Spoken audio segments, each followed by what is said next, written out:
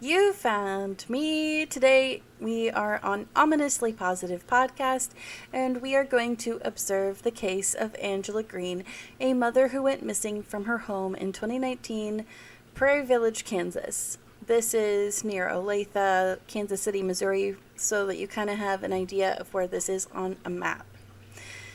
The stories around her disappearance that are told by her husband become increasingly more disturbing as time has gone on. I feel like this case has a lot of twists and turns. Their only daughter is now advocating publicly. She just wants the truth about what happened to her mother. And you and I are going to be deep diving today and hopefully putting this story in order so that we can follow it better. We want to help Angela by keeping her in the media, and who knows, maybe you're going to be able to spot a clue based on the information I was able to gather and put together for you. My blog is going to have the most details about this case, so yeah, my grammar and my spelling isn't that great, but I have collected a lot of data on the case, so if you really need to get into the deep details on it, check out my blog, okay? I'll put the link below, but if you're here today to hang out with me and just listen to this story, I appreciate it. We're going to go ahead and get into it. Oh, also, on my blog, I put all my sources there too, so if you need sources, that's where they're at. I also have been recruited to go hang out on this website called uncovered.com. They are this amazing community of true crime people. A lot of professionals are there. I'm going to be working there as like a case captain. So if you need a place to go that is like a safe space where you're not going to be pelted with trolls, you're going to be among like-minded, smart people that want to talk about true crime cases who are inclusive and very welcoming, because you know I'm an autistic gal. They were very inclusive, very welcoming, and they were able to accommodate me. Like, I had an interview with them, but they did not make me do it like face to face. We were able to do it chat. How amazing is that? So yeah, amazing people, amazing group. Go jump on the wait list. I highly recommend you go hang out there. But yeah, I just wanted to get that. I just wanted to tell you about that. And I'm sure you can tell, but I am switching up my podcast formula. I'm hoping this is better for us. I actually recorded this story already once. It was 2 hours, and I was exhausted by the end of it, and it wasn't that good. I didn't feel passionate about it. So I'm going to kind of switch up my style and see if I can make this better for everybody. That's why I'm saying go check out Mike blog if you really want the nitty-gritty facts. But otherwise, I think what I'm going to do is just go through this story and hit the highlights on my notes. So let's do that. Let's observe this case. I've put a lot of work into this case here. So this is what I've been working on for a couple of weeks. And we're going to start with day one. Today in the story is June 19th, 2019. It is a Wednesday. And we're starting at the family home of Angela Green, which is at 7600 block of Tomahawk Road in Prairie Village, Kansas. You can look this up on Google. I highly recommend it because you can kind of see what's going on there. It'll help paint a better visual for you. And as always, I like to tell you what the weather is that day. It is light rain and cloudy with the highs in the 70s and the lows in the 60s. Sunrise would have been at 5:53 a.m. and sunset at 8:49 p.m. I always feel like these are really important notes to know when you're studying cases like this. Okay, so there are a few characters to the story that you should know about. We have E.G. She is the only daughter to Angela Green being the victim. And then there is G.G., the husband and father to E.G.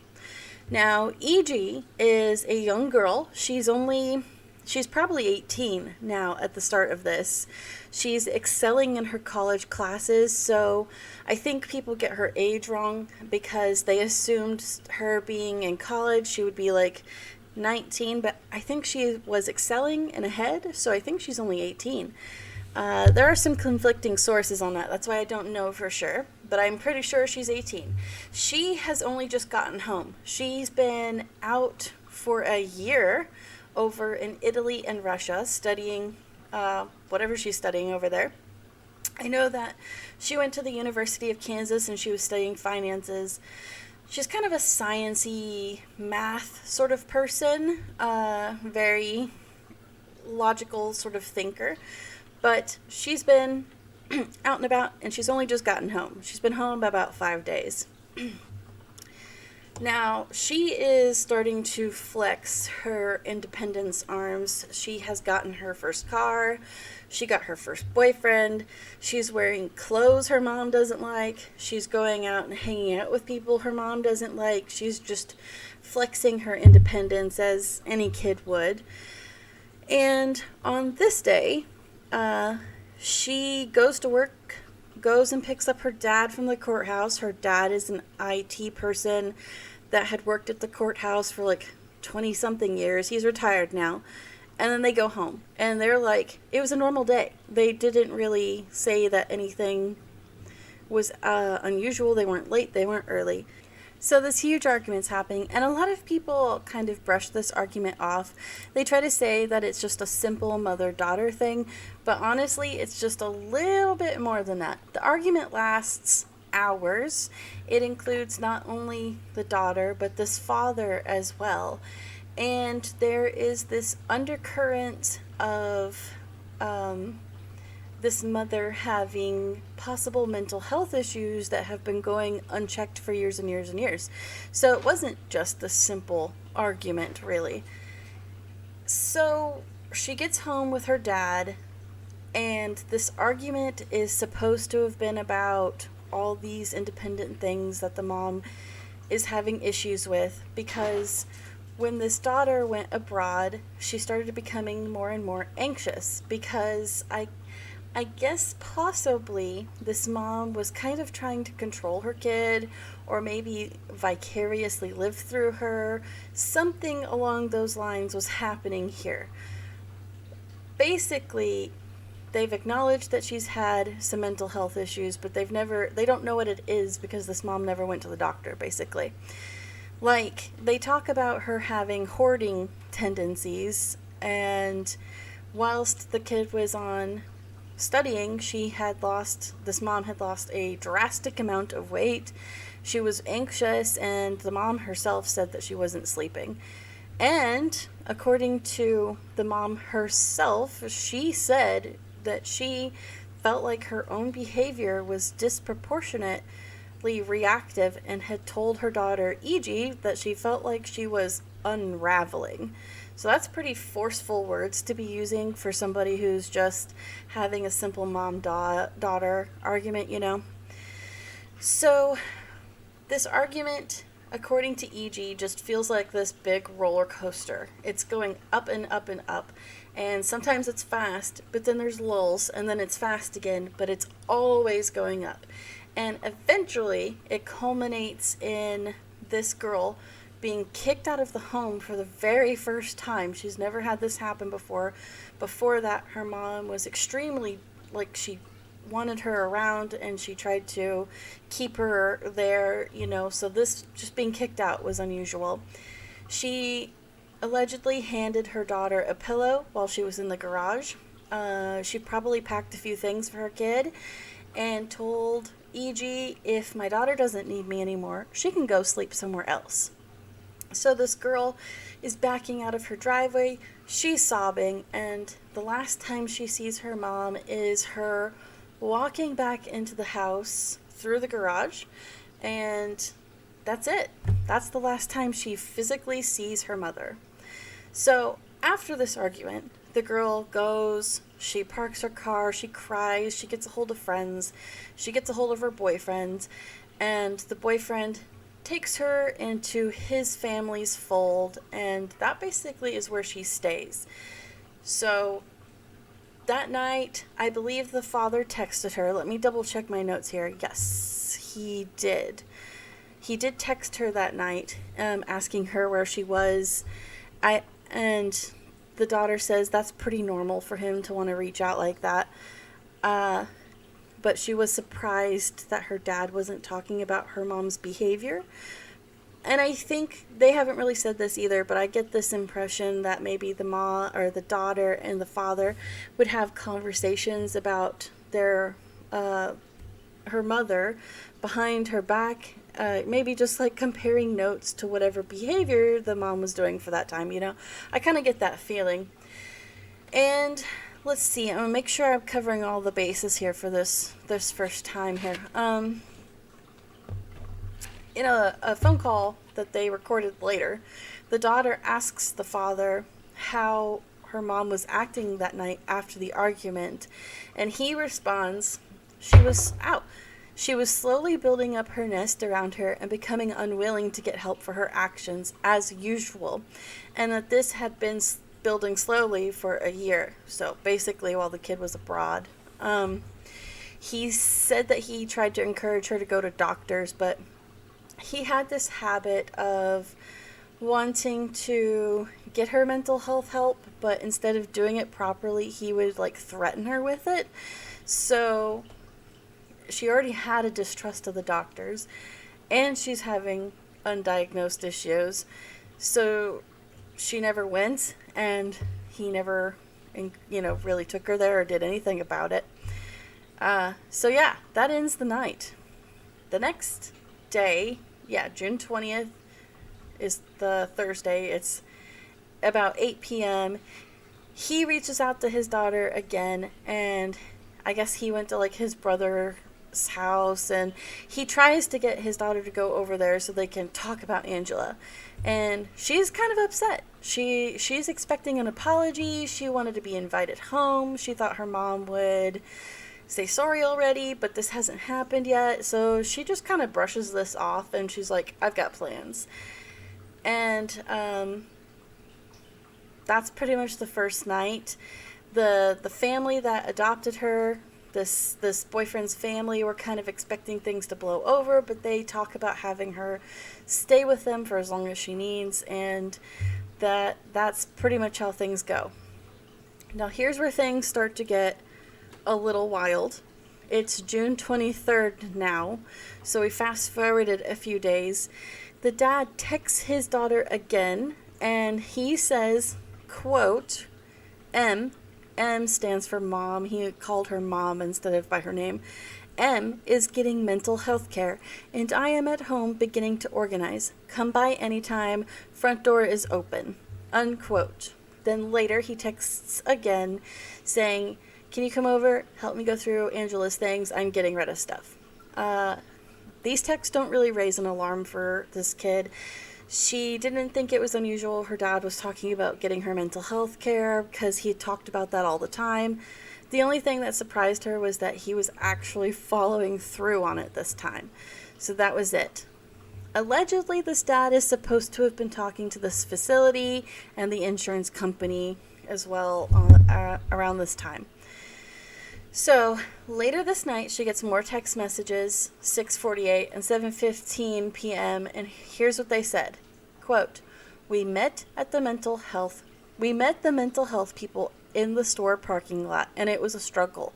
Better than trying to pry her out of the house.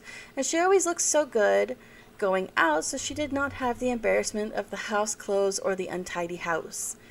Next message. Oh, don't let anyone know about mom, including the redacted maternal family names here, until I know more about her condition. Unquote. So, and then there's the recorded phone calls, and I got a quote from that I thought was interesting, so I'm going to say that too.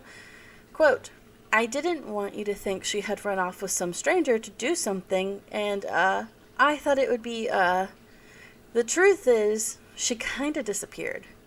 So he spins her this story about her mom getting taken away by mental health people, then recants it. Basically everything he says, he's undone in some way. So you can't really trust anything he said about these stories. The biggest glaring issue here is that Angela is a homebody.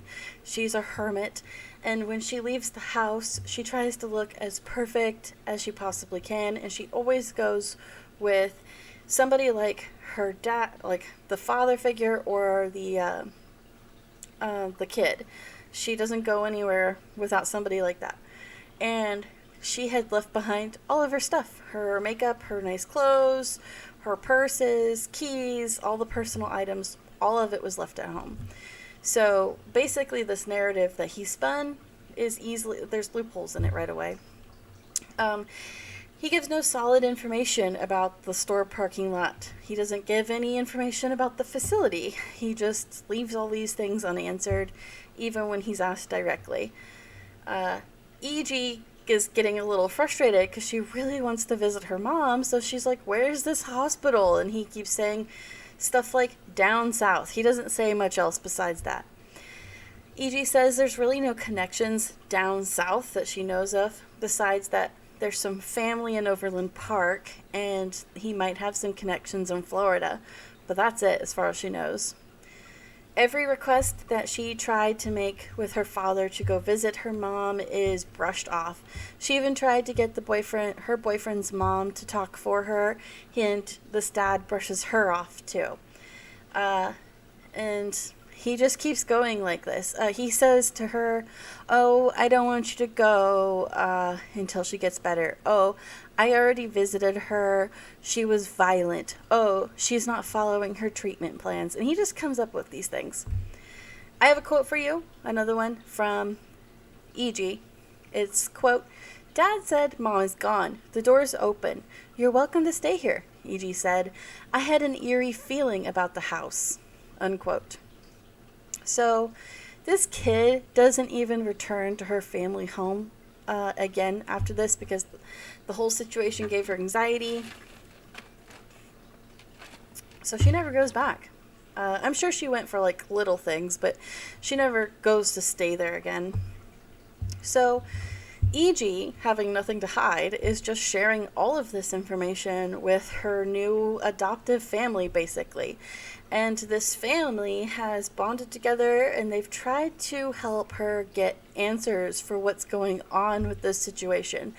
But every single thing this family brings up to this dad, he just brushes right off. He doesn't give them anything.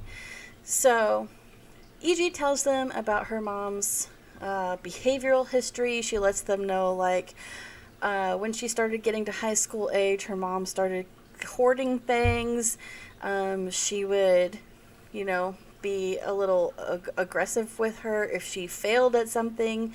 She shared her daughter's bedroom, and the family was kind of like strange, but obviously the two of them have a strong relationship anyways.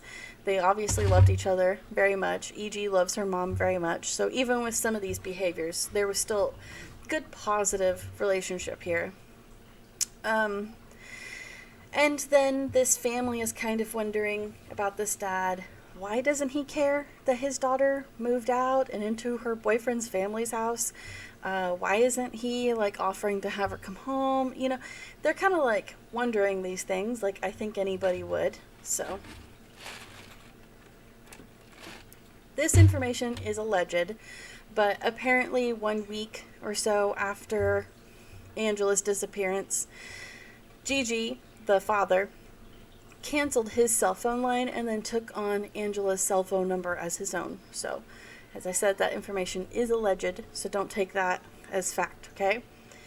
So, we're rolling on with the year. July 4th rolls around. Neighbors are starting to realize that Angela's not around because she usually goes above and beyond for gardening, and all the plants were not being taken care of. The American flags weren't being set out. I guess one showed up in the triangle she usually takes care of in the neighborhood, and then it like stayed longer than normal, and people thought that was weird. So there's that. And during this time, I think things just roll on as normal. Gigi is still going to work. E.G. is working at the Union Station in Kansas City. She's going on dates with her boyfriend. Things are going normal. And then we hit the wall of weirdness It's July 16th, 2019. It's a Tuesday. The girl is on her way to go play frisbee in a tournament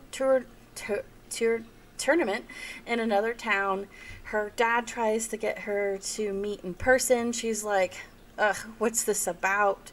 And he's like, it's your mom, we gotta talk. And she's like, can you text me instead? And he's like, no, we've got to meet in person.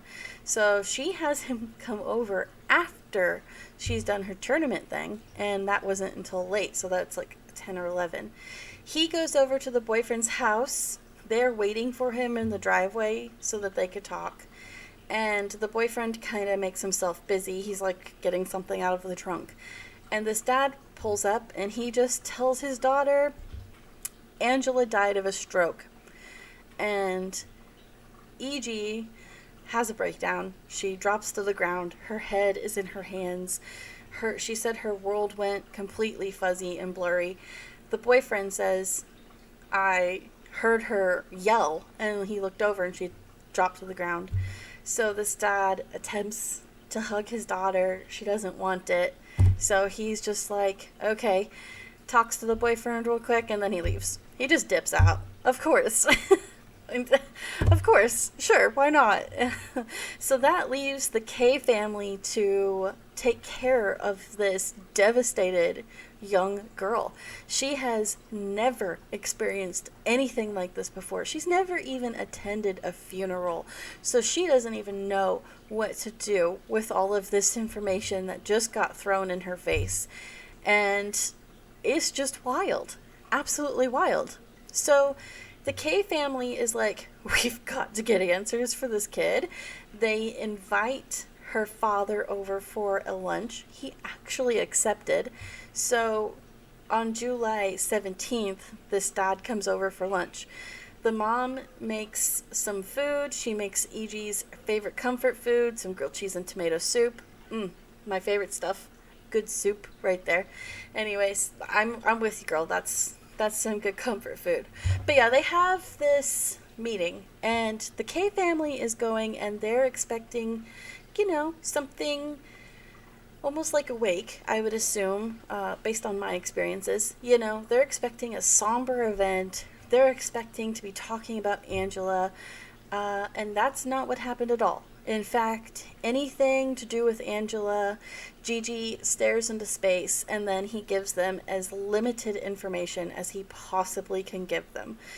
They said that they found it kind of weird because usually when you lose somebody, you want to talk about them. That's what a lot of people do, and he didn't want to. He didn't want to talk about her at all.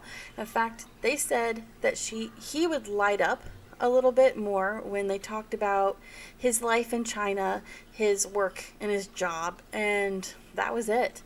They describe him as a man of few words and shy, and they were a little shocked because there's no autopsy done, no funeral plans done, no obituary, no examinations, no explanations. And then he asks her not to tell the maternal family until he's ready. They gave a quote. I'm going to read it.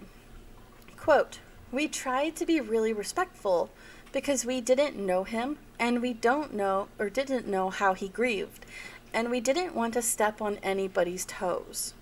So I think I probably would have felt the same way, but at the same time, that is so bizarre.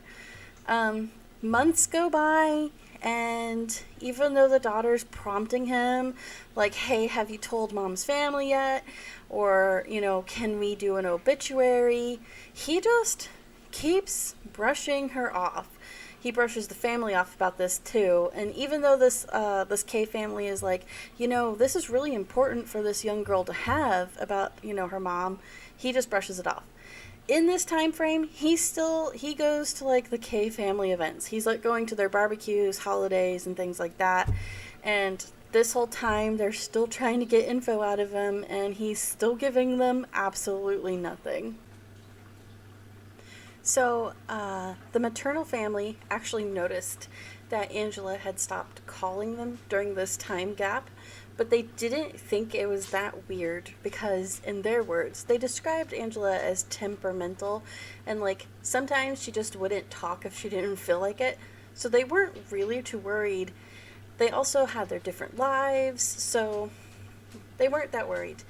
They didn't get worried until closer to fall, when there was supposed to be a family marriage and they wanted all the family there. This time is extremely hard on E.G. She is just having a lot of issues with this. Obviously, this is awful. She says it's her worst nightmare, but come true. So she's dealing with the grief, denial, anxiety, the whole 9 yards, depression. She says 2 months was just a blur to her, and she took anxiety meds, and she was living with her boyfriend's family, and she dealt with lack of sleep. She goes and she's meeting her dad about every other week for just a really simple meal, but it's an uncomfortable experience because she's just pelting him with questions and he's just deflecting it. And E.G. isn't alarmed by this. Just assumes it's her dad's way of dealing with death. And this is her first experience with something like this, so she just assumed it was normal. And why would you question your father, So that's what's been going on. Now, in this chunk of time that we're at right now, there's this weird overlapping story that the dad had made up. So right now, supposedly, he authorized a cremation that was supposed to happen. Ashes allegedly were delivered to the family home. He says it was by a white guy in his 40s. He doesn't have any proof that this happened. He doesn't have any receipts. He doesn't even have the ashes to show, apparently. He did, however, and this was confirmed by police, go online and bought an urn. Actually, I didn't even have to know this information, because when I saw a picture of this urn, I actually recognized it as one that you can buy from Amazon, because I have purchased urns off Amazon before. I have this little thing for the True Crime Shrine, and I also have one for my dog. So I actually knew that it was one of those. And he told her he had to buy this thing, and he came up with weird stories about it, but he told her he had to pay $1,500 in cash, or it was like $1,800, something along those lines, up front for the ashes or the delivery of the ashes. But yeah, there's no receipts, there's no proof that this happened at all. He texted her a picture of the urn. It's a red one. It's got a silver top. It's kind of red and marbled, and there's like a cobweb attached to it, and it's sitting on a shelf. But yeah, that is bizarre, and that happened in this time frame. The daughter says it was just totally weird that he would have even handed over this amount of money, if it actually happened, without a lot more questions and receipts and things like that, because one of his character traits is that he's just very particular with money. He's conscious of money and things like that. So she thought that was very bizarre, and then it turned out that it never happened, or if it did, it was just a bizarre thing. So she's pelting out with questions. A lot of those questions right now have to do with the mortuary and cremation. She's asking him, like, which mortuary, who authorized this, that kind of stuff. He ignores her. And months later, I might cover this later. I wonder if I should wait, because I was just flabbergasted. I might wait a second. I'll drop this little detail in a bit. So we roll into September. It's September 2019, and this is wild. He asks E.G. to come and forge an insurance policy.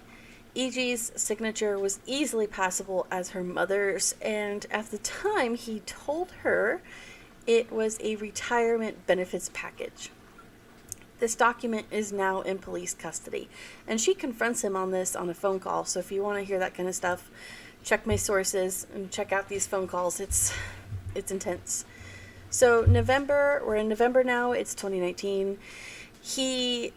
This dad tells somebody from his side of the family, but he tells this other family member that Angela died, but she died at home of a stroke.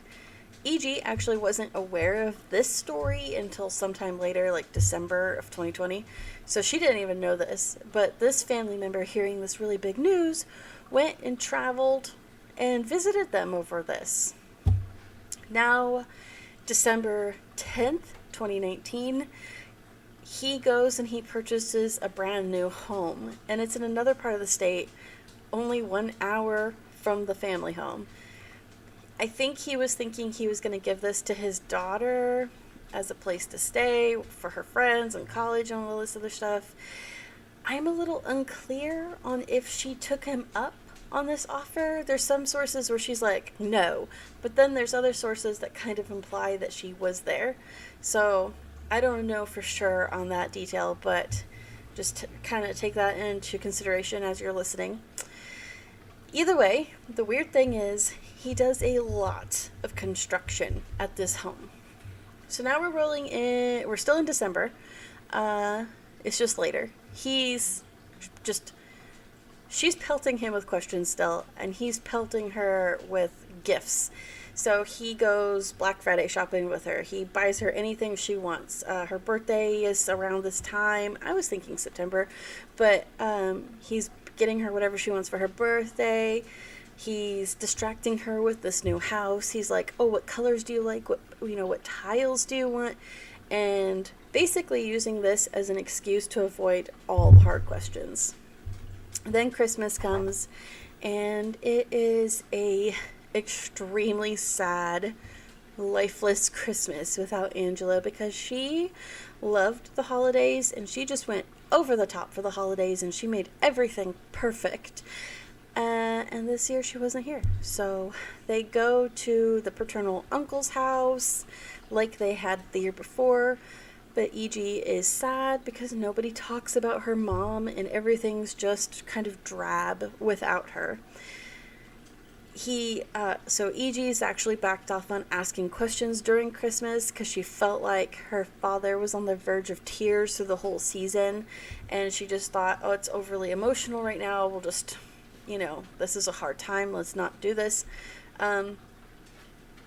And she said the unusual thing about it was that on any other time, her dad would have talked to her a lot about Angela. So she was confused about that. And he's also supporting his daughter financially too at this point. So, but she has scholarships as well, so she's not like 100% on him. And we know she's got a job, so. But he is supporting her with some money. So they're only seeing each other, every other week or so on the holidays. And he's also doing that.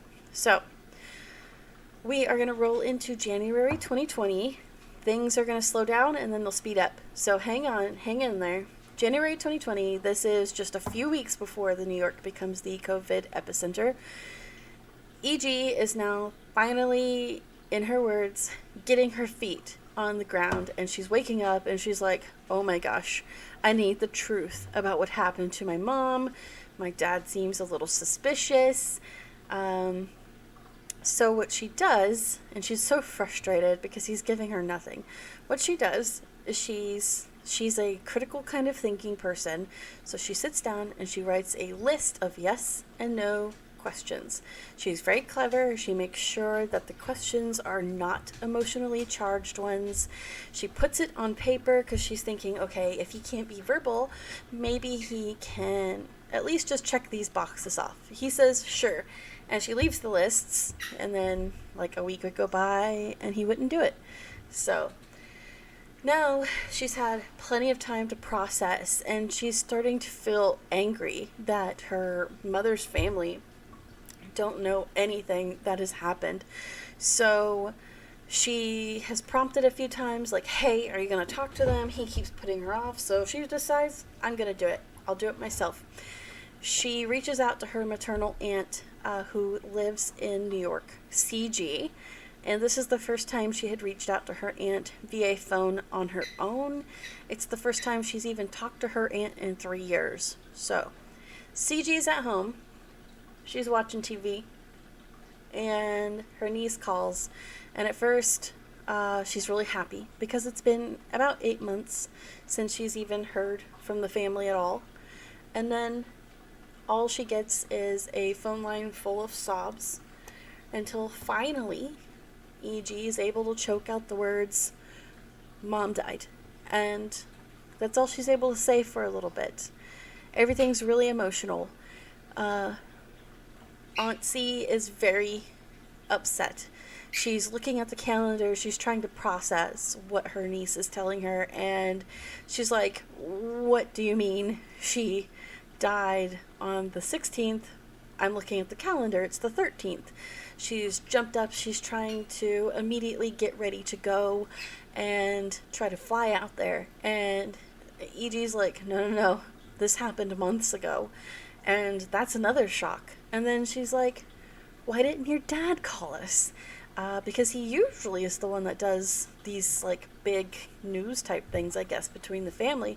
So she's just flabbergasted. She has 2 daughters, CG does. One of them is a lawyer, MG, and the other one is a doctor. And they advise her to get a hold of a death certificate. So CG asks for a death certificate. EG is saying, "Oh, my dad said there's one. I will ask and try to get it." She tries to, but her dad brushes her off. And she's just like, "Ugh, never mind. I'll just get it myself." Now, the phone call ends, and this part just breaks my heart because it kind of like brought up some memories for me that just really hurt. But as soon as this phone call ends, this sister calls Angela and is texting her sister and is leaving voicemails for her sister. And of course they go unanswered. Creepy part is, allegedly, Gigi had seen every single one of those and listened to everything. So, February 14th of 2020, E.G. confronts her father in the kitchen. Oh no, I missed a step on you, didn't I? Okay, so yeah, February 14th. February 14th, she drives to Topeka's, Kansas, Vital Statistics Office. She skipped school, and she went there and asked for the death certificate on Angela Green. They search, they find nothing. They do a nationwide search, they find nothing. The only document they can find on Angela is her marriage certificate to Gigi. Quote, "My heart sank. I knew something was very wrong." Unquote. Homeland Security, Immigration, Customs Enforcement, they don't find any evidence of Angela leaving the country. Her passport, her driver's license, her keys, her wallet, her purse, her money are all at home or in the bank. They haven't been touched.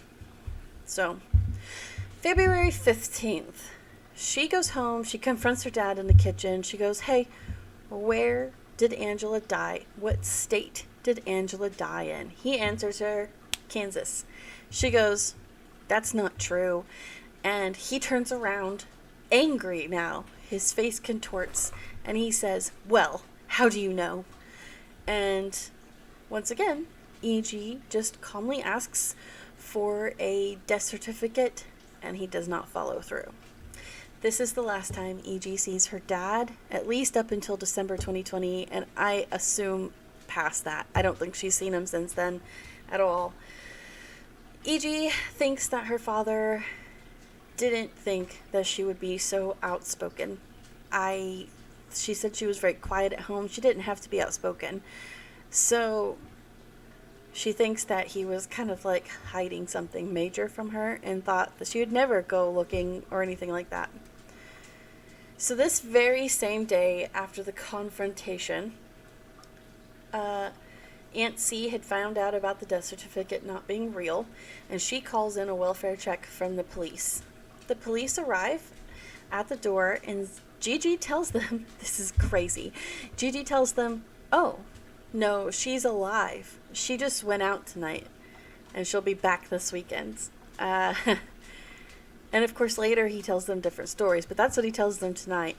And EG is like this, she almost finds this like comical in this really morbid, grim way, because she's like, quote, "That is a really bad lie," unquote. She's basically like, our mom was a hermit. She didn't leave the house. So, like, saying she just went out, that's just crazy. I'll give you some quotes. Quote, "She never left. She never left. Honestly, even to go to the grocery store, she would have someone like me or Dad with her. She didn't go out on her own ever." So, some of the reasons why she might not have got out on her own: undiagnosed mental health conditions, but also language barriers. So, and then there's another quote. "He said that she was out partying with friends and would be back later that night. My mom never drank, never smoked, never went to a party," unquote. Sorry about the noise. My dog has a new toy. EG, again, is like, "All my mom's stuff's at home. The purse, the phone, the passport." So, she's tired of all this nonsense. She goes to the police after all this, and she files a missing persons report herself. And just to make things intense, her dad calls her while she's at the detectives, and she was sitting at a table with them, and she ends up putting him on speaker and recording the phone call while they're there. She's confronting him now. She's like kind of intense, and she's really trying to get info out of him aggressively, in my opinion, which is good. This is great. She's awesome.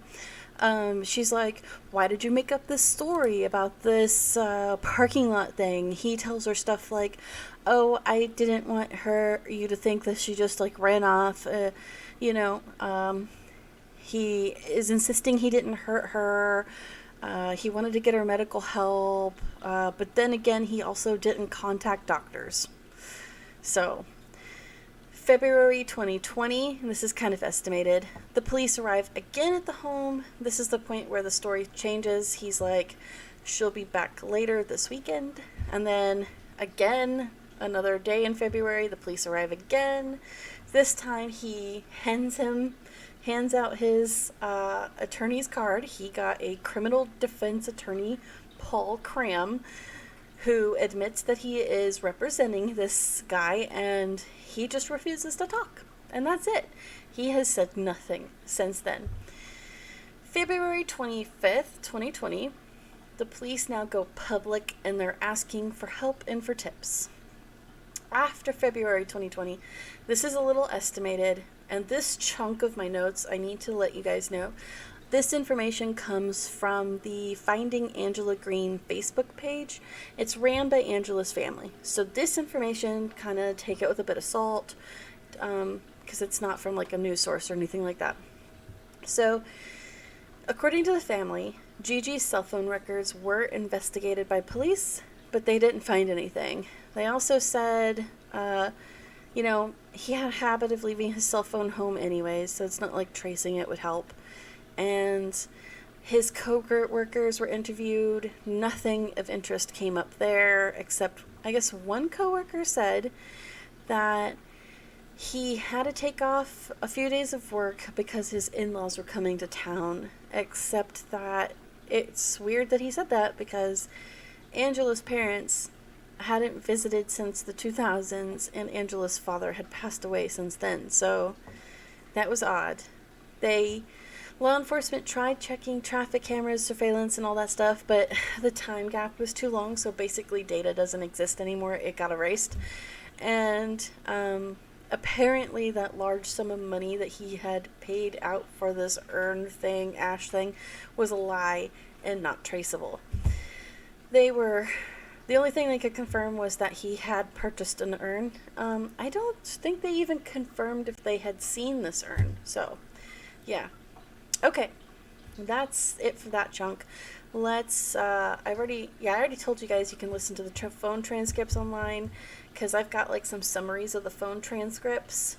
These summaries I think they're important to the case, and if you like deep dives, you might appreciate me covering them. I hope so, because I'm going to dig into them. So, maybe I should calm down a little. I got a little excited. February 4th, 2020, he's doing taxes. He's just kind of chatting, and he's sticking to his story that he thought Angela was dead. He says, like, that's the info I was given at the time. When she's like, why can't you give me details? He's like, I was just busy. Everything was crazy, you know. The daughter's pointing out, okay, but there's no bus tickets. There's no airplane tickets. There's no train tickets, you know. And he's like, yeah, you know. EG states that her mom is obsessed with her and just wouldn't go away like that. And then he kind of creepily replies with, quote, not towards the end, unquote. Which I find pretty unusual that he would say that. But anyways, later she's asking him to help her with the investigation, and he just is defensive. So the next day, there's another phone call. He's still doing taxes. He tells her he's choosing single out of the 4 possible outcomes. She kind of confronts him on it. He's defensive again. And he's like, this doesn't mean anything, you know? He talks about seeing bits and pieces of the investigation on TV, but he's like, I'm not that interested. He talks about how he's not surprised that they have different stories. Some details are going to be different, you know, because she's like, aren't you nervous? You know, she's kind of like poking him a little bit. He denies to her that he said that Angela was out partying, and he denies that. And he said, well, now there was nothing pointing to her being dead at all except for these phone calls, so maybe she's alive. Because he was like, I didn't have the death certificate. He just says a lot of stuff, basically.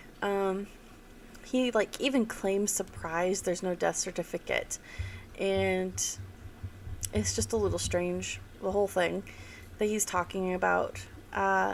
She tries to be like, well, how could you not have a death certificate? Because you need it for cremation.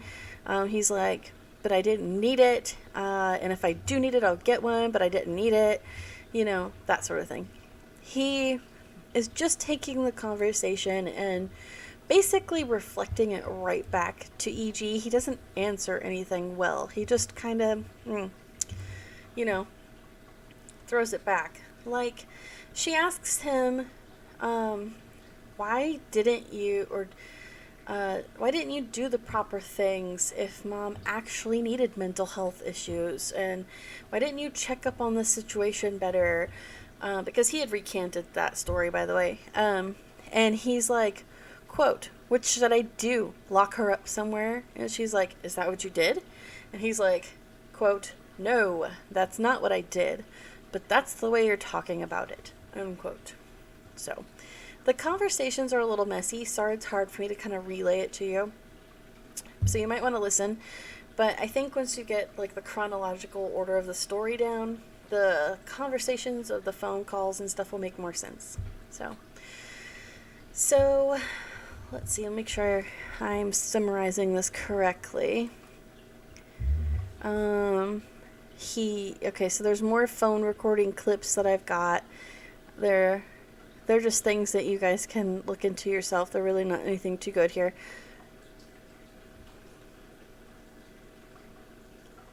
Right. This one I thought was good. Okay, so this is phone recording 6 from Profiling Evil. The daughter asks her dad, why didn't you go to the police? And he's like, I cared about her, but she's an adult, basically is his answer. Again, he says he's surprised at there being no death certificate. And he didn't ask questions. He just paid in cash. He did everything over the phone, and that he was mourning her death. And this daughter, she cleverly asks him, so when did you start grieving for her? And he says, the day I found out she wasn't alive. And then she's like, what day do you think that is? And he says, middle of July. And she's like, but you told me the 16th. And he's like, I told you on the same day. So,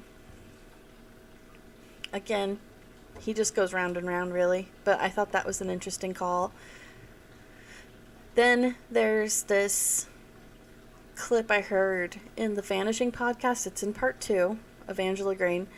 In this clip of phone calls, there's a section where he tells his daughter that he was thinking that Angela might have still been going home, like going into the house while he was at work. And he's like, work is a crazy time of year. This is a really busy time of year. And the daughter's like, did she have a key with her? Does she have a key? And he tells her that she does. They both agree she can't use the garage door opener because she doesn't know the password to get in there. But he's like, yeah, well, I'd come home and there'd be things out of place or extra dirt. And he told her, one time in September, I saw someone walking from the home to the tree outside. And he's just kind of a little strange about this thing, this whole section here. I actually kind of thought that maybe it was the daughter. I mean, she had all her stuff there, and she was probably trying to find, info and stuff like that.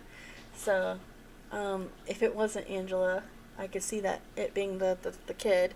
And this might have been, like, a subtle way of him asking her if she'd been going in and out, or a subtle way of him, like, trying to throw her under the bus a little bit, maybe. I don't know. So he, in another phone call recording, this is recording 2 from Profiling Evil, he kind of goes over about when he supposedly heard about her death. He says he's at work. He tells her that he didn't excuse himself because he was so busy, which she thought was weird because he always excused himself apparently. And he basically said that she was going to the hospital to get checked out. Then she was getting evaluated. He wasn't allowed to visit and all this other stuff. And then he goes to the next day. So there's another day of here. Sorry if this is a little messy. I apologize. So March 8th. We've rolled to March 8th. I've got another phone transcript summary. This phone call is kind of an argument. She pleads with her dad for information and emotional support. He gives her none, and he takes the conversation into circles. And this quote that he gives her is so crazy and intense. I know I keep saying that, but I'm just mad. This case makes me mad. I feel like it should be solved, and I feel like she just is so overlooked. It just upsets me. Anyways, he says, quote, I don't know. You keep coming up with talking to these people, hiring those people, going here, doing this. And I tell you, she left, and I am not happy about that. And she's an adult. And if she's decided to leave and find she can leave, she comes back. We'll talk about her coming back. But I don't want her coming back the way she was. Unquote. Anybody else find that quote disturbing and uncomfortable? I do. So, also on this day, Cherie Honeycutt from Fox 4 News posts in her personal blog, this does not reflect her employer, by the way. In this blog, she talks to Angela's niece, MG, this is the lawyer, and MG says, at this point, she's heard up to at least 5 different stories, all from Gigi, about what happened to Angela. So, we're almost caught up with the story here. Hang on. There's more. Today is now March 11th, 2020. It's a Wednesday. It's at 7 a.m. in the morning, and things go down. The police issue 2 search warrants in connection with Gigi's properties. One is at the family home on Tomahawk, and the other is a storage property in Olathe. It's the Marinix Marble and Granite. That's where he kept his vintage cars. Now that third new property, at this point in time, some judge decided that it wasn't worth searching because enough of a time gap took place between Angela disappearing till the time he bought the property, which I'd like to talk to that judge. My goodness. Don't worry though, they do later search this property on some credible tips, but you're still going to be mad with me when you find out what they did there. Anyway, the neighbors now all officially learn of the situation. Officially on this day, they had noticed that Angela had been absent because of the unkept yards. Some had texted EG for news, but most of them just thought Angela returned to China. They may have called in a welfare check on her, but that's really unclear if that ever happened or what time frame that was. That just makes me mad too, guys. Just because she's Chinese doesn't mean that she just up and left her life of 20 years in America to go back to China. Come on. You could have checked on her just a little better. I'm glad some people texted the daughter at least and got, some news. I appreciate that at least, but next time, just do a welfare check. It takes like 2 seconds, and it doesn't hurt anything. So, next time. There shouldn't be a next time, I should say, but in the future, if you're ever in a situation like this and you feel just a teeny bit suspicious about something like that, call in a welfare check. All you have to do is call your local police department. Be like, I haven't seen Mrs. So-and-so in a while. They usually live here. Can you go check? And they will. It doesn't take very long. And they actually usually will call you back and let you know any news. So if you're kind of a nosy person, that's a good way to get some info. But anyways, they do the search on the properties. The Olathe search is probably the most intensive because it was broadcast on the news and the space is big. You can see clips of it on the news. Excuse me. I really shouldn't drink carbonated drinks and try to do podcasts. But I do, every time. Okay. The news states that they just don't find much here. They had a small pond. They have some woods. They've got trucks that are there. They have a search team of about 70 people. That's law enforcement and cadets from 8 different departments. They bring in a crime lab from Johnson County. They bring in the coroner, the medical examiner. They bring in the district attorney, and then law enforcement from areas all around. And then unofficially, this is so crazy, they did this too, this is so unprofessional. The police talked to the neighbors around the Olathe property and they scared the crap out of them because they tell them, oh, we're looking for the body of Angela Green, probably killed by this older man, and then hid her out here. And the neighbors get really freaked out and they're upset and they're just clearly frightened on TV. And I was thinking, why would you say that? Why would you scare the crap out of them like that for? Anyway, so yeah, they search everything. They go over it really well. They had the truckers that were there, so that they even had their trucks searched.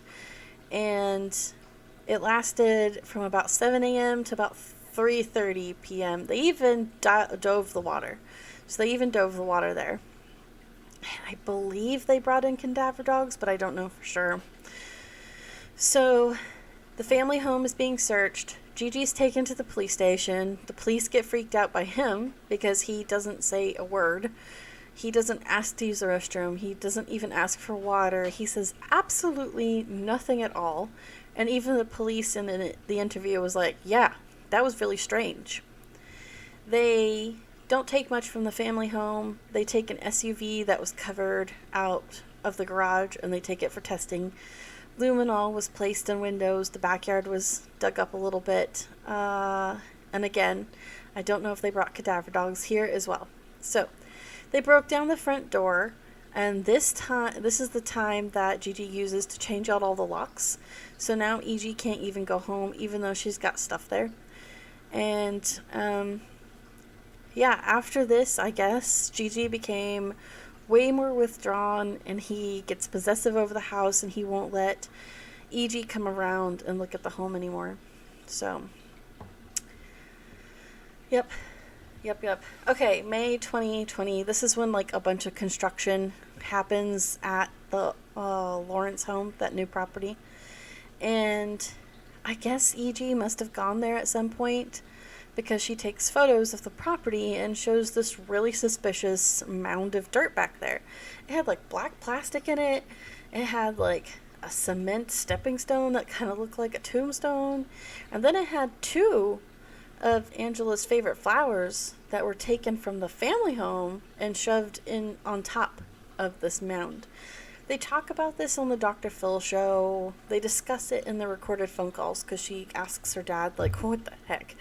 And I guess, nothing came of this. You'll have to wait for some tidbits on this, but yeah, I don't think anything ever came of it. So, in May, Gigi kind of pretended like his phone didn't work. He blames it on a glitchy phone or a spam box or something like that. And she's confronting him about some of the changes around the house and that mound of dirt on this phone transcript. And he just deflects it as usual. He talks about social distancing and going to the store and Home Depot. She's kind of like, yeah, I've seen you do a lot of construction. And then things get a little uncomfortable because she's like, I want to talk about Mom and all the happy times. And he's like, eventually we will. He says that he thinks about her a lot and a little. And with the flowers coming up, he thinks about her often. And he's been doing a lot of landscaping between the homes, it seems like, anyways. Then she confronts him about that beneficiary document, and it ends with her saying, basically, I'm a bullet shield for you. And he hangs up on her. He just hangs up. So, nothing else happens until, really, they just kind of go back and forth with these phone calls for a little while. Let's roll into March, because that is a good time to tell you about this. I've got this long string of random text in my notes here. I think that might have been my twins editing my work for me. So, anyways, EG finally just goes public. She posts an Instagram post of her mom holding her as a baby. She posts this super long caption summarizing everything that's happened. And this post is the launching pad for her advocacy. It's been taken down a couple times, I think, and then replaced. I'm gonna scoot over so my dog can't see me sitting here. Okay, so yeah, it's been taken down a couple times and then replaced, I think. So she's going public, the police are going public asking for tips, and now she's starting to notice that the paternal side of the family has stopped talking to her, and they're kind of withdrawing because they don't agree with her going public because it looks bad for the dad.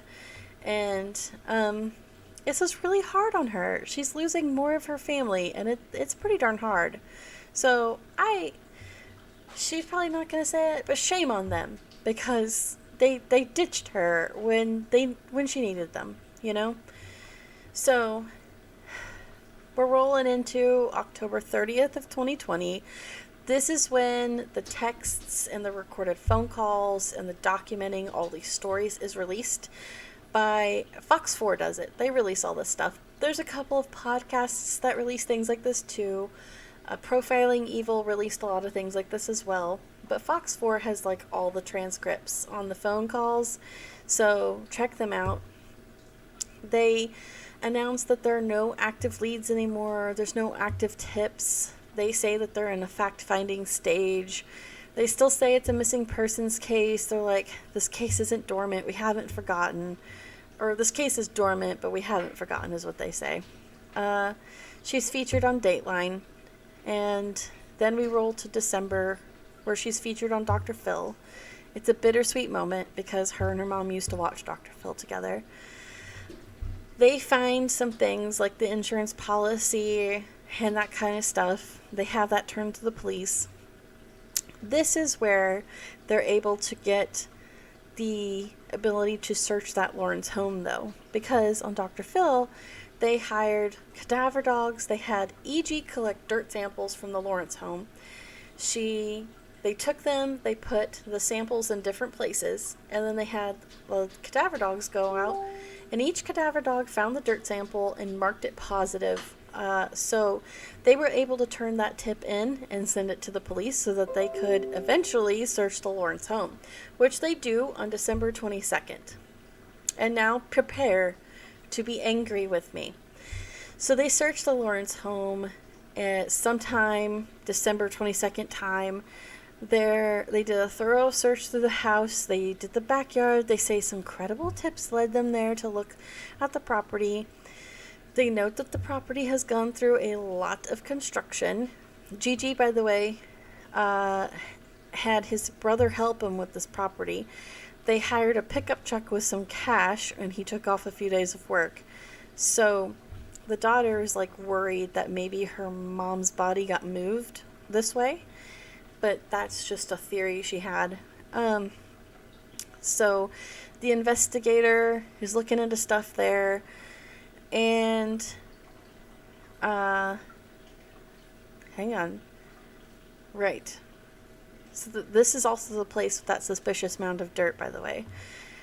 When the lead investigator, Sergeant Adam Taylor, was asked if cadaver dogs were brought to this property because this was the soil that had positive cadaver dogs before, he replied to them, quote, "We did dig by hand though," unquote.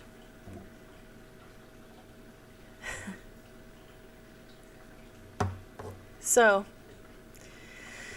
that's pretty much it.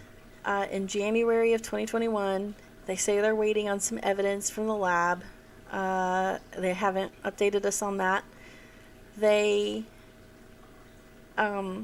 make some... No, they don't do anything else. That's it. So they're just waiting on evidence from the lab.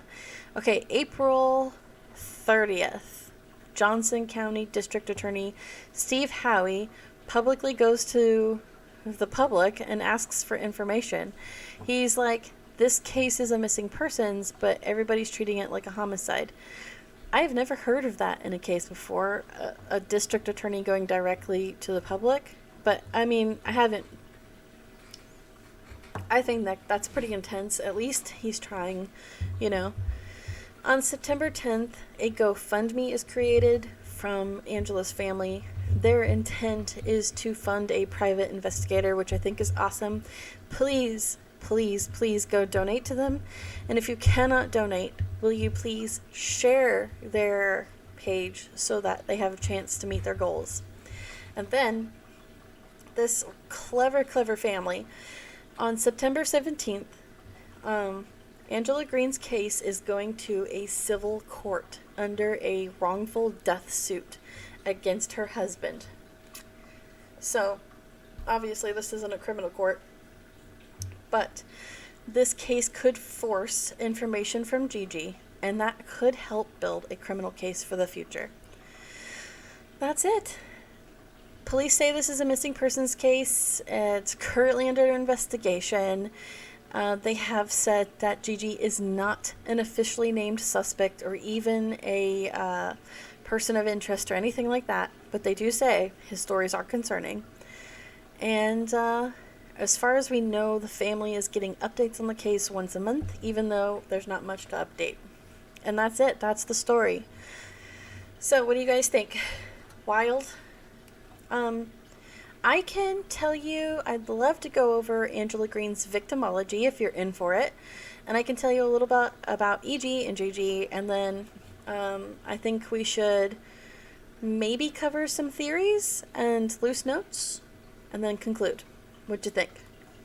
Okay, so let's dig into victimology. Victimology is basically the story of the victim, who they are, and some extra tidbits like that. So, Angela Green, she has no known aliases, but her family sometimes calls her Angie or just Mom. When she disappeared, she was about 51 years old, and she had been born in China. I am not going to butcher these beautiful names. If you want the details on the towns, check out my blog. I think she was probably born around April 15th of 1968. I've estimated this. And she was born to two parents who were professors in China.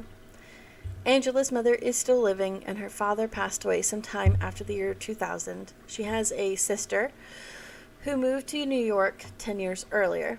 They kept a relationship going even though their lives moved apart. CG has the two daughters. and Angela vanished sometime after June 19th, 2019. Angela had been a proud American citizen for over 20 years when she vanished. There was some rumors that she might have a dual citizenship, but I didn't really find any info that like squashed that one way or another. Angela grew up in China. She studied English there. She was fluent in her native language, which was Mandarin, but her English wasn't perfect.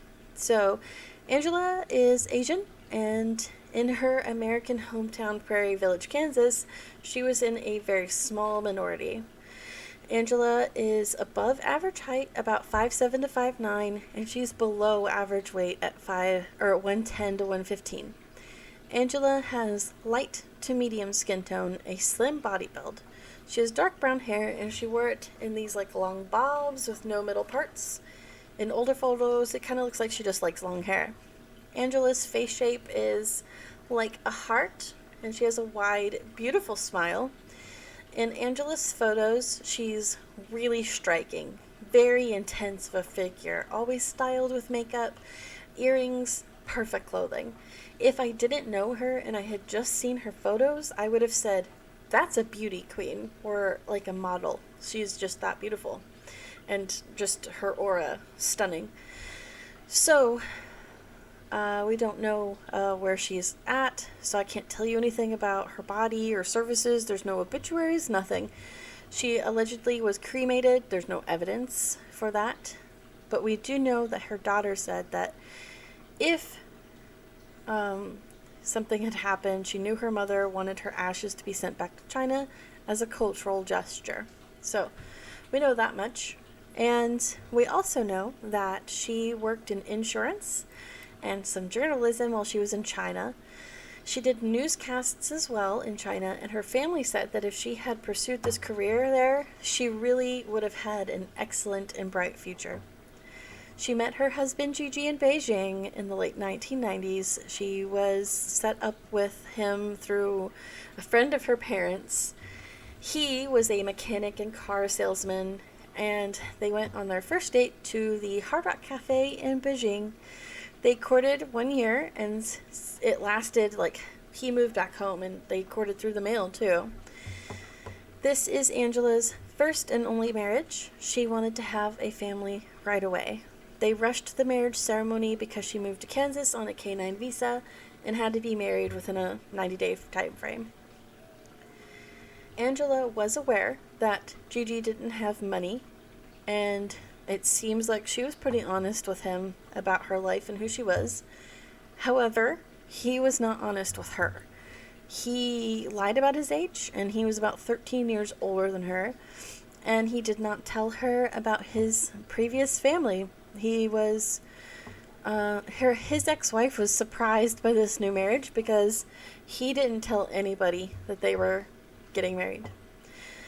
There were some other troubling signs in the marriage, but they were pretty subtle, like the daughter saying that they weren't really affectionate, they slept in different rooms, they worked more like coworkers. Angela had to ask for anything that she needed, and she was very conscious of money costs. And the sister was saying that although Angela spoke Mandarin fluently, she stopped speaking it when she called her on the phone, and she thought she could hear Gigi in the background. So she wondered if he was forcing her to speak English so that he could understand. She didn't have a job in America besides taking care of her daughter. So she devoted all of her time to her daughter. It's often described as an obsession, and it became stronger the older E.G. became. E.G. said her mother gave her life to her in an interview. She was described as a very loving mother, but strict, and she pushed her daughter to excellence. There was no sleepovers, parties, dates. She did school, piano, studying languages, that kind of a thing. She pushed E.G. for perfection and was difficult on her in this way. So, but on the flip side, they also had a strong bond, and Angela would take thousands of photos of her daughter and they had like the safe space in the backyard with these beautiful flowers and things like that. So that's amazing.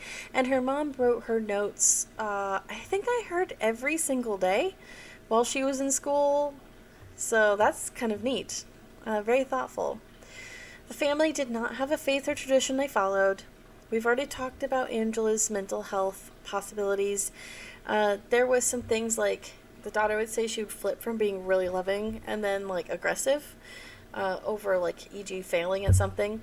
And she did have a habit of throwing things when she got upset. So she had a distrust of doctors and only went to one while she was in America, and that was to deliver her daughter, and that was it. And she was a homebody. People say that she didn't have friends, but her neighbors loved her. They loved the work that she had done around the neighborhoods. And part of the reasons they think that she didn't have intimate friends was because she just looked so beautiful and put together. She was kind of intimidating. She would redirect things. So if you try to make a friend with her, she would redirect you. You couldn't just stop by her house, and playdates had to be like approved through GG. So she didn't use the social media, she didn't text, she didn't even carry a phone. And she was hoarding things, so she kept the house kind of dark and crowded, which spurned rumors that she was depressed. Overall, though, Angela Green is described as a very kind and thoughtful person, a beauty who was reserved and selfless and very smart. Angela was an avid gardener and took care of her yard and the neighborhood free spaces. Some of her favorite plants were hostas, azaleas, and yuccas. So she could cook, and she liked to cook dumplings and spring rolls with her daughter. Now, oh yes, and we discussed that she loved holidays. Angela is just described as just being perfection. She was somebody that her daughter really just wanted to be like. She was annoyed sometimes by her perfection, but she wants to be like her mom, where she's just perfect too. And like, so Angela would do things like take things on, like making teachers at her school lunch, or making the extra kids costumes. Like, she just went above and beyond. She did small talk with the neighbors. She decorated the area, especially American flags. She just was a great person, from everything that I've seen and read. So let's talk about E.G. E.G. also was pretty amazing. She has no known aliases and no known family nicknames. At the time of her mother's disappearance, I think she was 18. I think she's born around September, fall, maybe even December area. She is Angela's only daughter and lived in Prairie Village, Kansas her whole life and went to the schools there. She excelled in the schools. She was probably a sophomore or a freshman in college when her mother disappeared. She was studying business honors and finance and data analytics, a STEM field.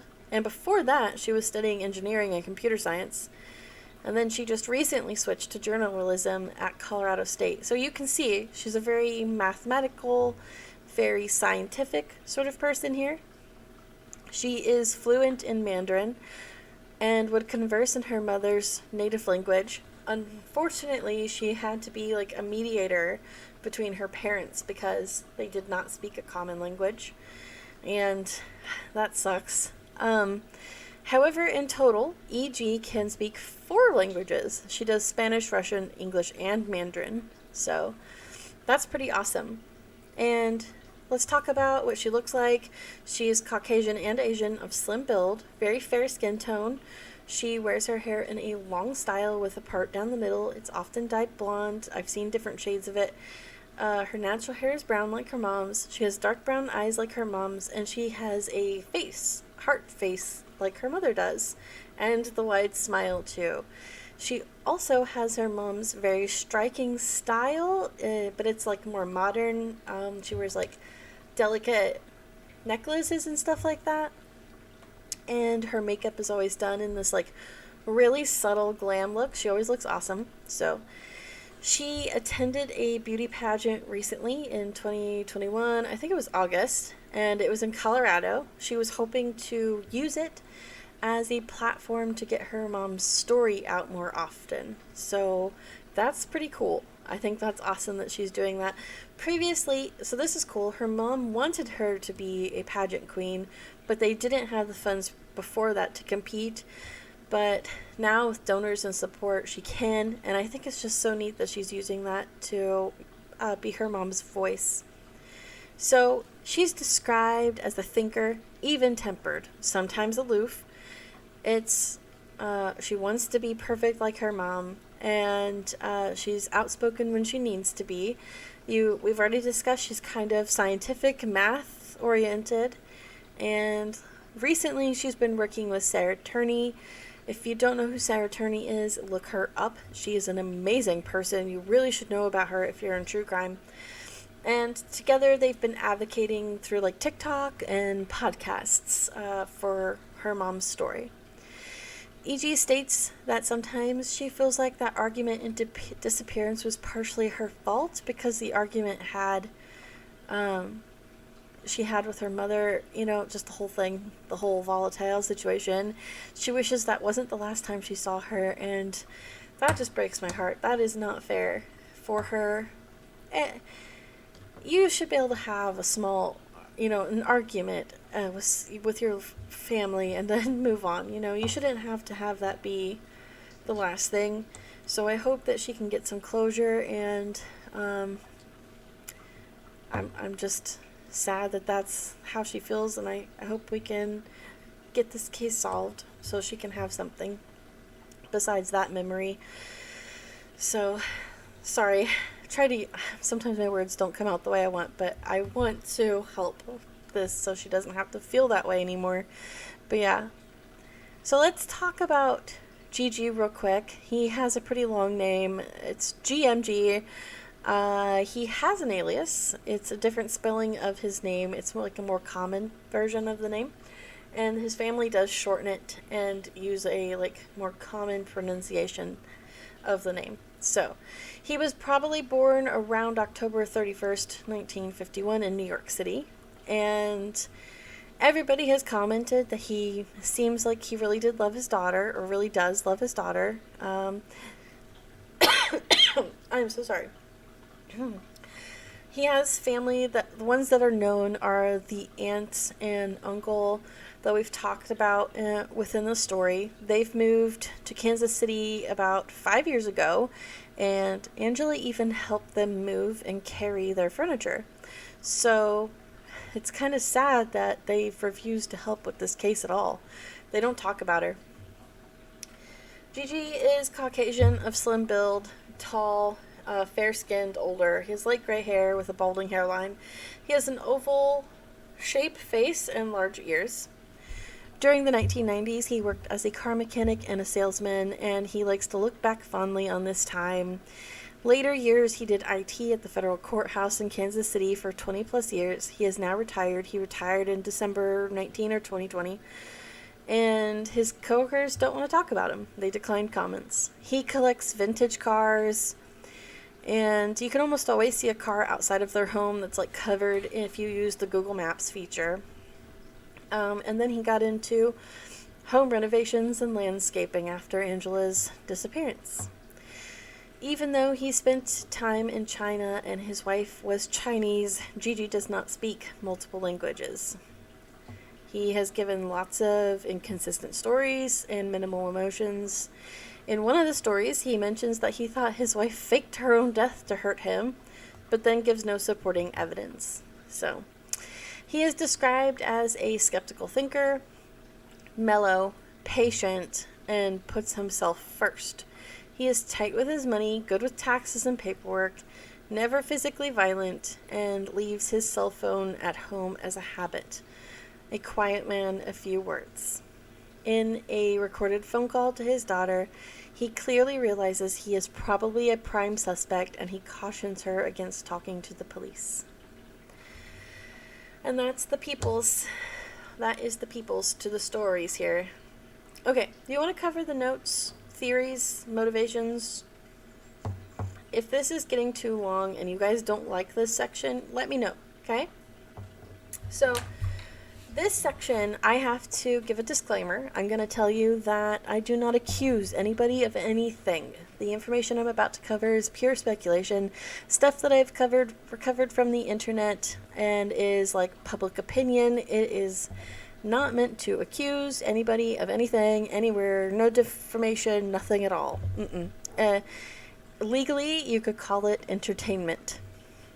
So, that being said, take this section with a massive dose of salt. And enjoy the dogs in the background barking. Okay, the number one prevailing theory is that the husband had something to do with the situation.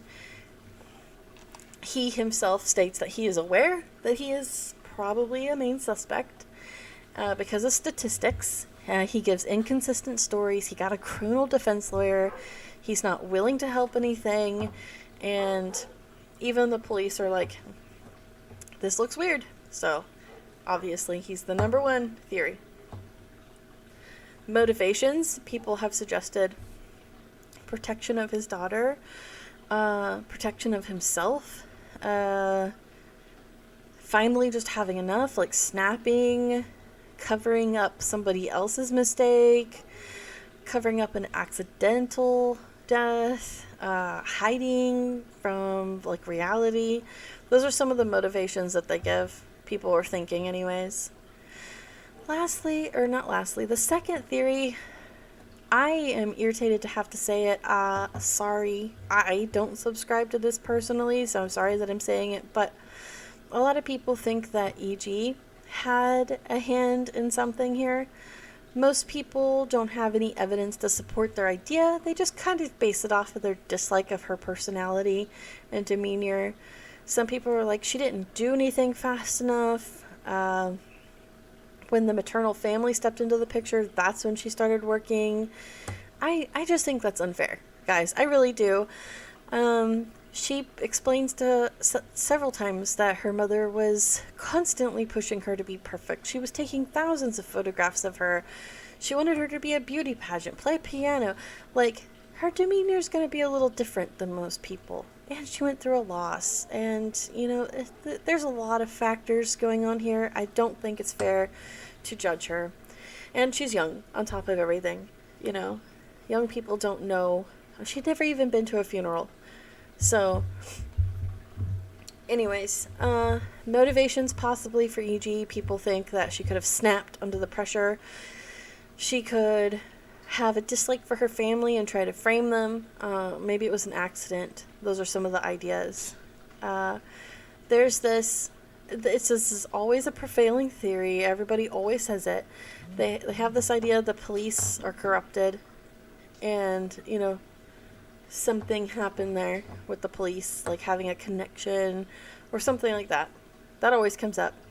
There's the world events theory, where people are kind of like, this is in the height of the pandemic. All eyes are on China. President Trump was kind of riling people up against Asians. There was even that slogan, the quote, quote, Chinese virus thing, So perhaps somebody took their anger out on her while she was out shopping. Some people were like, maybe she was forcibly deported, but Homeland Security did confirm there is no record of her travel existence by plane or train or bus, and she had been a lawful American citizen for a very long time. So, it was a crazy accident theory, something went completely wild, like, he did get her mental health care, but it was like scam artists, something like that. She returned to China theory, but that's rebuffed because apparently she didn't leave the country. She has family in China. They say that she's not there. So there's that. And of course, people are going out of their way to get a hold of me tonight. So, yeah. There's the Angela was protecting her daughter. Like she kicked her out of the house to protect her from the father or something. Theory. There's the theory that she committed suicide as like a condition of her mental health, kind of just hitting a rock wall, There's that idea. So, yeah, those are some of the top theories and motivations and notes. Was there anything that stuck out to you? Is there anything you want to add to that? I'd be really curious to see what you have to say. And, yeah. I had a question. I'd like to know if EG could answer what clothing her mother was wearing that night, because I think that should be added to the missing persons list.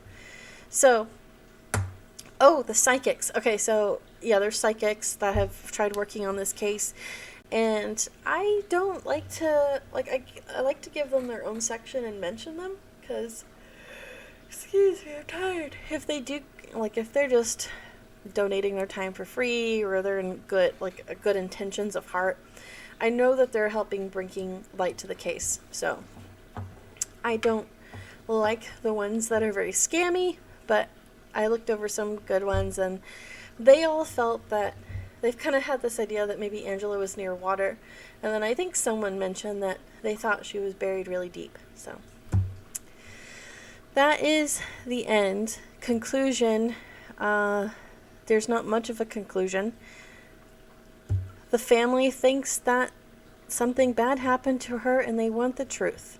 They don't think she's alive anymore. So if you have tips on the case, you can contact the Prairie Village Police, or you can get a hold of Crime Stoppers. You can do it through an app, by the way, and it's totally anonymous if you want to do Crime Stoppers.